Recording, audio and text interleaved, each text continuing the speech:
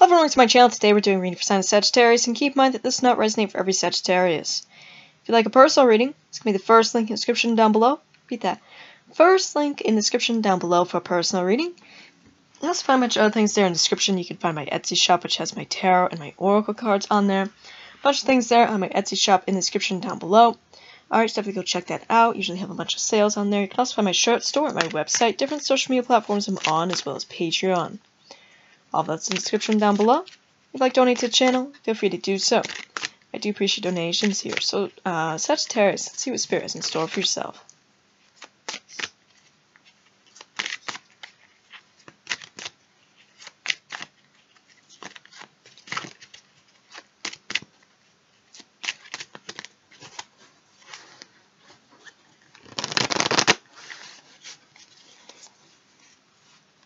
Number 41, Queen of the Moon, Sovereignty. Number 38, Hunter Moon, Abundance. Number 39, Beaver Moon, Creation. Number 29, Wolf Moon, Hunger. Sagittarius, we have a bunch of 9s here. Number 7, Waxent Crest number 5, with Nourishment. Sagittarius, you're going down this path here of creation, which is going to bring in a lot of abundance, going to bring in a lot of nourishment. You know, there's a lot of, it's a very good path you're going down, what you're creating here. Whatever project you're working on or what you're doing, it's going to be good. Alright? You need to find number 7, lucky number 7. Choose to nourish your mind, body, and spirit. Feed your values. When you are jealous or envious, it is actually a sign that of what you are actually hungering for. Pay attention. It says, I choose to nourish myself. All of us have a set of values that are as individual as our fingerprints. Sometimes we aren't sure what they might be if asked, but unconsciously we know. How do we know? Because if our values are not being met or lived, we rebel. We get angry, sad, depressed, irritable, or stuck, or we take the chaotic choice in our decision making.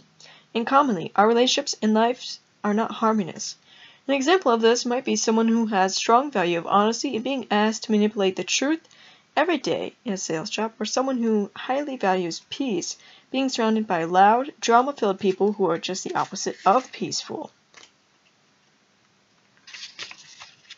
Meeting our values and living by them is a sure way to nourish our being. We feel more complete and fulfilled if we are able to do that. Additionally, it probably isn't an exaggeration to say that the Western world is obsessed by food for the wrong reasons. Food is often used as pain relief, with many people overeating due to anxiety or pain. Food becomes a diversion rather than something that is actually nourishing or simply enjoyable. Learning to nourish bodies purely to give them what they really need is key to mental and physical health. Pandion stone or metal, emerald. Alright. I feel like I gotta sneeze and I don't like that.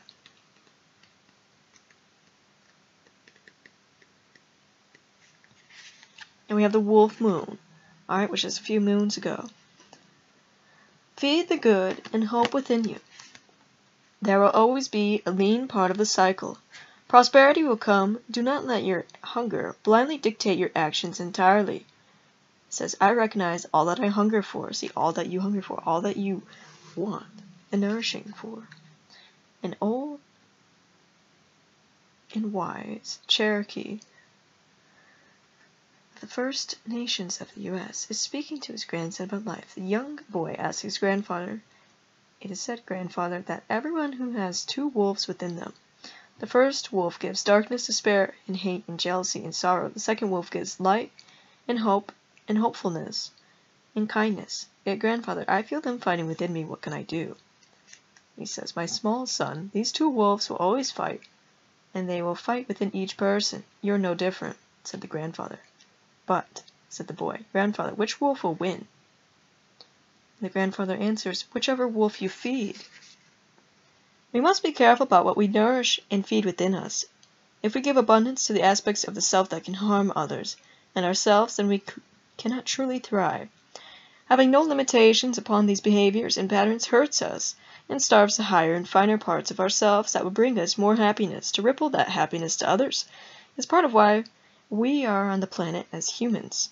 We must also recognize that in life, just because there's a cycle, there will always be leaner, less abundant, or less bright times. Yet we have built our resilience and self-trust for times like this.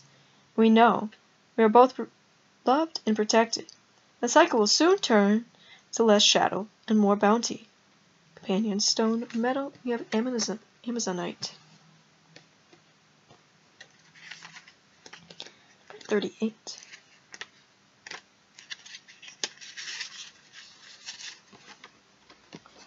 Take advantage of this time of abundance.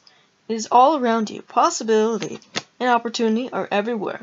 You are open and responsive to the abundance around you. There's enough for everyone. It says, I am abundant and I am surrounded by opportunity. The hunter moon is a traditional moon of plenty.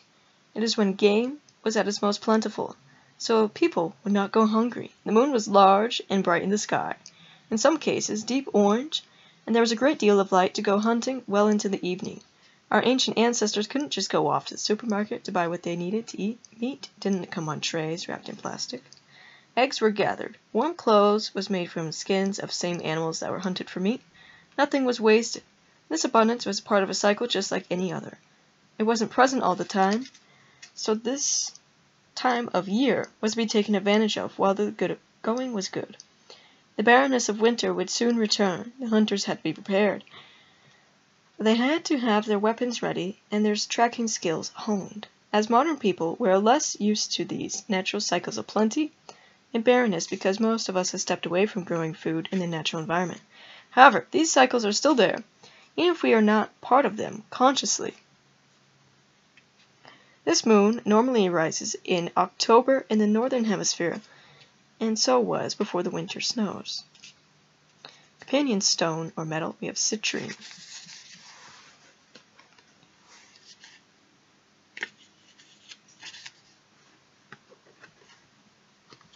You can create your own destiny. Be industrious. Every creature on earth creates. You should welcome the process of creation. Save money and time. Have a reserve. It says, I am the mighty creator, creatrix. It is my birthright to create. It says, there's a good reason for the saying, busy as a beaver, for the beaver is truly an industrious animal. Not only do they create sophisticated architecture at large, but they change the course of rivers and waterways through their strategic damming. They create new environments for themselves and other animals. Like the beaver, we too can create with industrious and vigor. Everyone is creative, not just those who are considered to be creatives, such as artists, designers, musicians, and writers. We all can be encouraged to think more creatively, to solve problems outside of a square solution, to invent new ways, and to imaginatively break the new trails. This moon is a moon of taking action. Our northern hemisphere ancestors at this time would be preparing for winter. They would be preserving food, preparing skins, gathering medicine, strengthening their homes if they're not nomadic, and preparing to move to better hunting grounds if they were. Anyone who didn't work hard at this time would likely suffer greatly for it when winter came. The time to take action is now. Companion stone or metal, chrysoprase.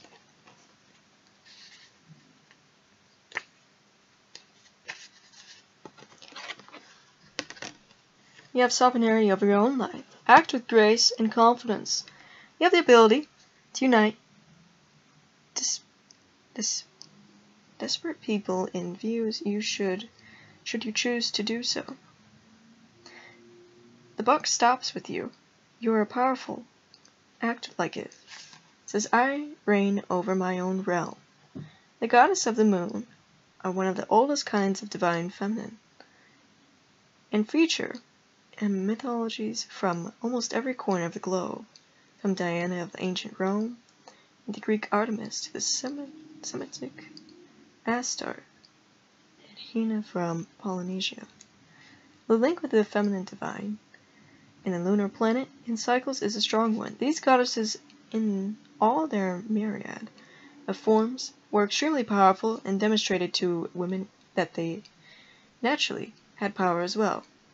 We should strive to be powerful queens of our own domain. Women especially have been socialized to defer, to keep small, to be quiet, and to hold a very twisted kind of service that borders on servitude. While in many first world countries, women can choose to be what they wish to be on paper, women still experience inequality in most countries in areas such as wage disparity and an imbalance of the numbers of women in government or high-level board positions. However, what has been accepted in the past is not what will be accepted in the future. A new queendom is coming when we reign over our own lives. It is us that take on the responsibility for our own change and decisions. The Moon Queen knows that we, just under the divine, are our own rulers, and as such, the buck stops here.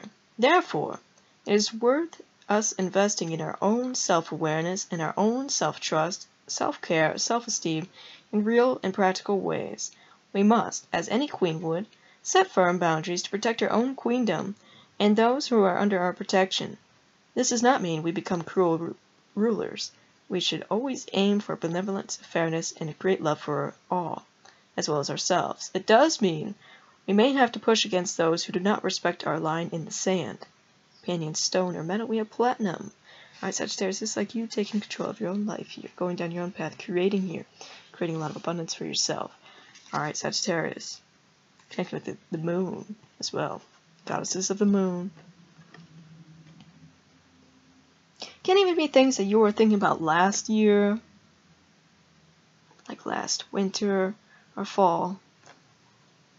Things that you were working on back then. If not, Sagittarius is just telling you to create. I also feel like, there is abundance coming, but I also feel like there's going to be a lot. This year, the best time for you is probably going to be in that fall season. Alright? So, let's get some runes, some charms for yourself.